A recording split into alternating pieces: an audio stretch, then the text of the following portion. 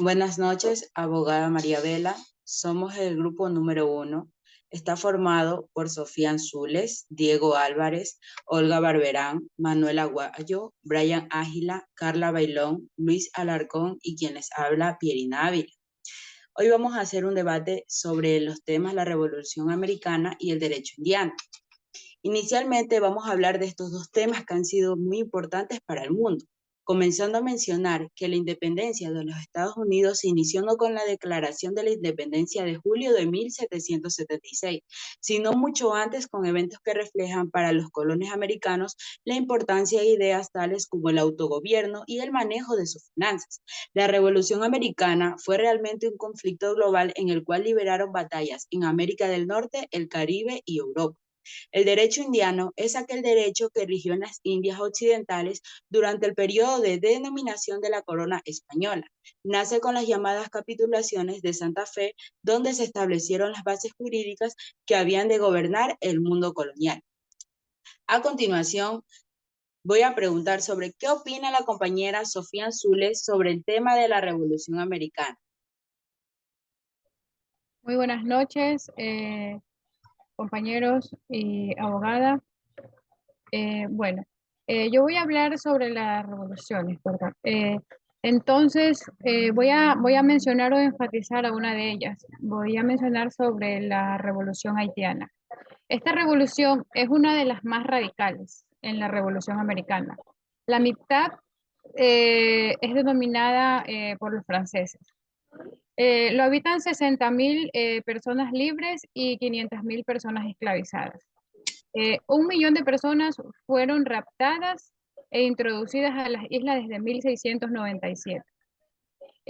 Su economía producía y exportaba azúcar y café. A fines del 1780 era la mayor fuente para el comercio de esclavos. A su vez, las sociedades de la esclavitud empezaron a desarrollar su acción y para esto la industria gráfica fue fundamental. Muchísimas gracias. Eso es lo que yo tengo por aportar. Asimismo, vamos a continuar con la intervención de Diego Álvarez respecto al mismo tema de la Revolución Americana.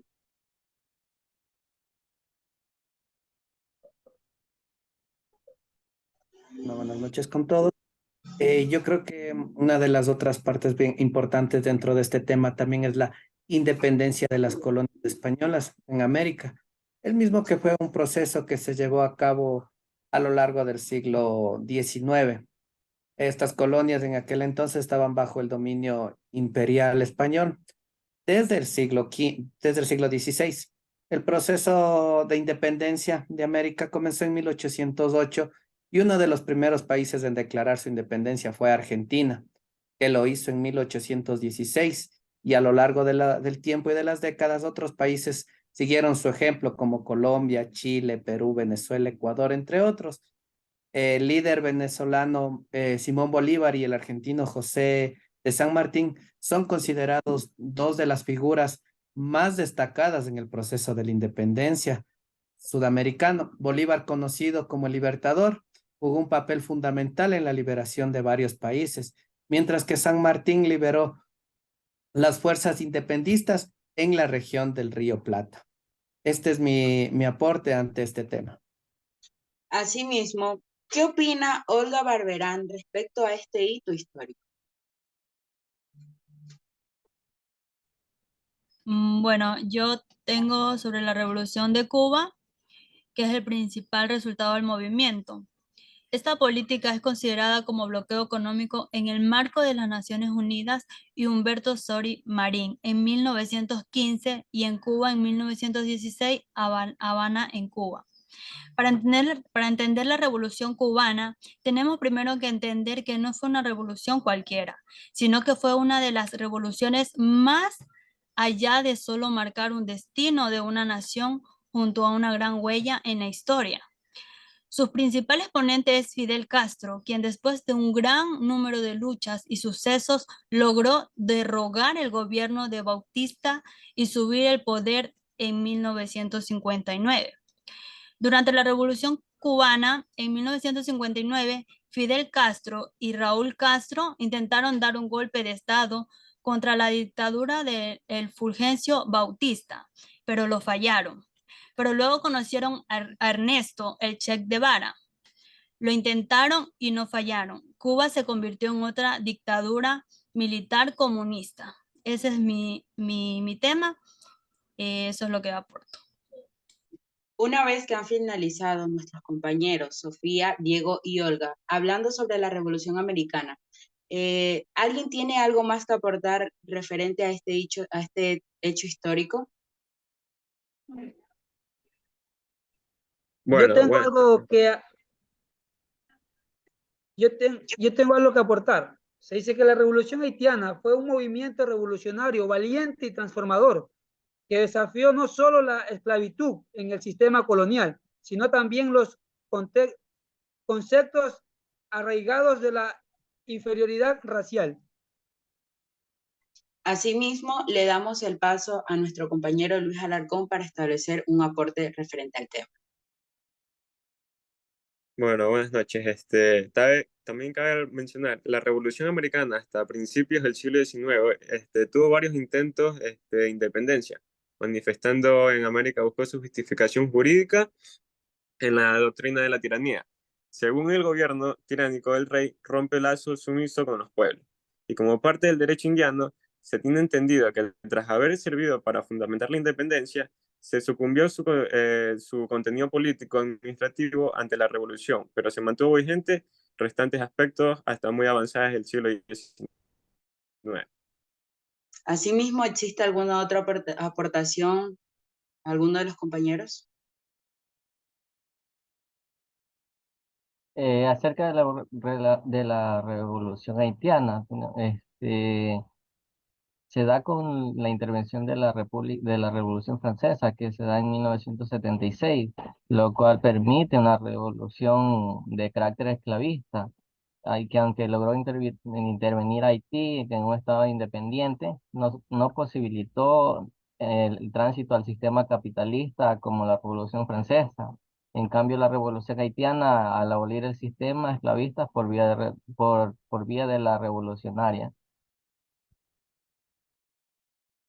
Asimismo, compañera Carla, ¿usted tiene alguna aportación sobre el tema de la Revolución Americana que ya abarcaron los compañeros? Bueno, referente a la revolución, es importante destacar que esta independencia de las colonias españolas tuvo un impacto duradero en las bases para formar parte de los países americanos, tanto modernos, y sentó sus bases tanto políticas y sociales con varios desafíos internos a lo largo de la historia. Gracias. A continuación se va a hablar del tema del derecho indiano, comenzando con la intervención de Manuel Aguayo y posteriormente de Brian Ágila.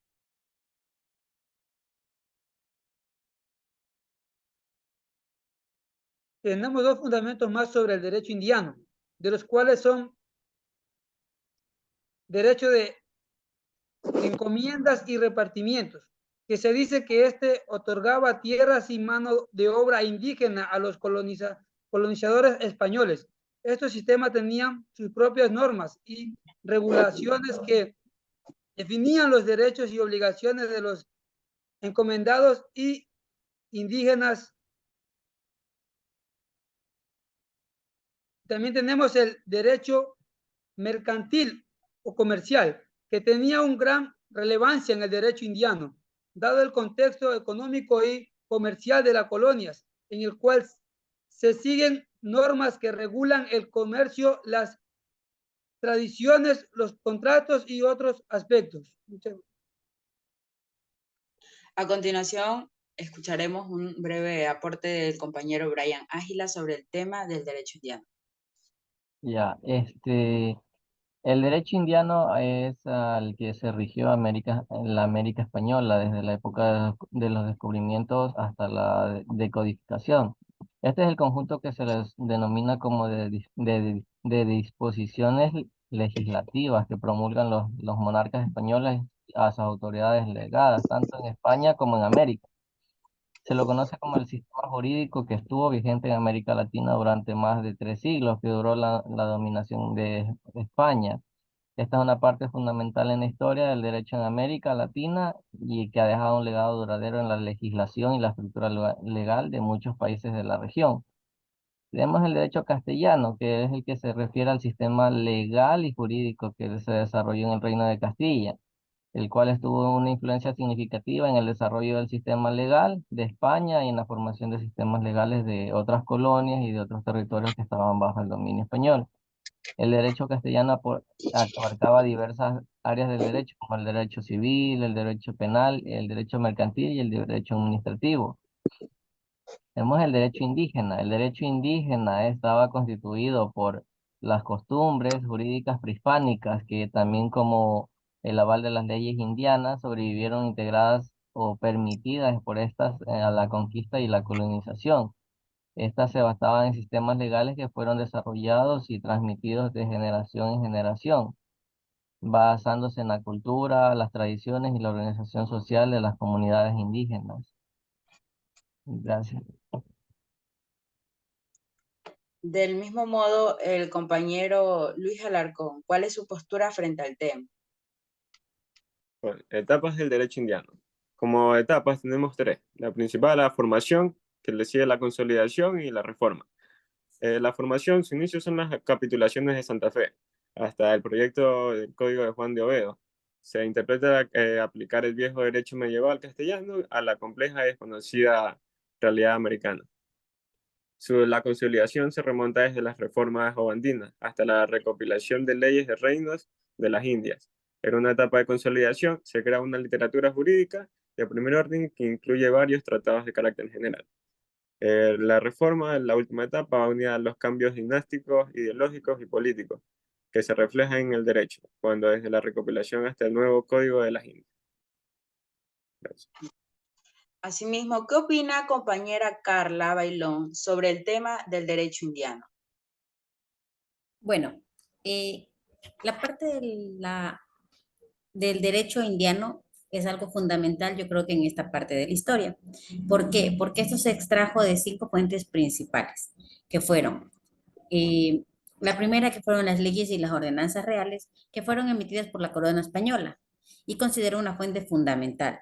En esta abarcaron disposiciones en grandes temas como la administración y la justicia, la organización política, el comercio, la propiedad y los derechos de los indígenas. También tuvimos los derechos romanos, en particular el cuerpo del derecho civil, que utilizó principios y conceptos del derecho romano para llenar partes de los espacios que habían en las leyes y solventar casos que no pudieron regularse por leyes y ordenanzas. Tuvimos también lo que va a ser el derecho canónico, que esto es parte de la Iglesia Católica. En esto se aplicó mucho sobre lo que era el matrimonio, la moralidad, las herencias y otros aspectos de la vida religiosa. Tuvimos como cuarta fuente lo que van a ser las costumbres de las prácticas y normas tradicionales de las comunidades indígenas y las costumbres locales que se reconocieron y se utilizaron para la resolución de estas disputas, es decir, las decisiones ante estas situaciones. Y como último, tuvimos la parte legal que ya vino sobre la Real Audiencia, en la cual se aplicaron a los fallos que tuvieron anterior a estos precedentes para tener nuevos casos posteriores. Gracias. En conclusión, podemos llegar que la Revolución Americana abarcó la defensa de los intereses de los grandes terratenientes y de los miembros más afortunados de las colonias. Esta fue la razón principal de la independencia americana. Ahora, abarcando el tema del derecho indiano, hemos llegado a la conclusión que este derecho realizó grandes aportaciones a la historia. Es un derecho popular que intentó resolver las disputas derivadas en relación entre el viejo mundo y el nuevo mundo. El objetivo principal del derecho indiano era asegurar el dominio de la corona española sobre las colonias y establecer un marco legal que permitiera la explotación económica de los territorios americanos. Por aquello, las normas que abarcaron diversos aspectos como la organización política, la administrativa y el comercio. Muchas gracias.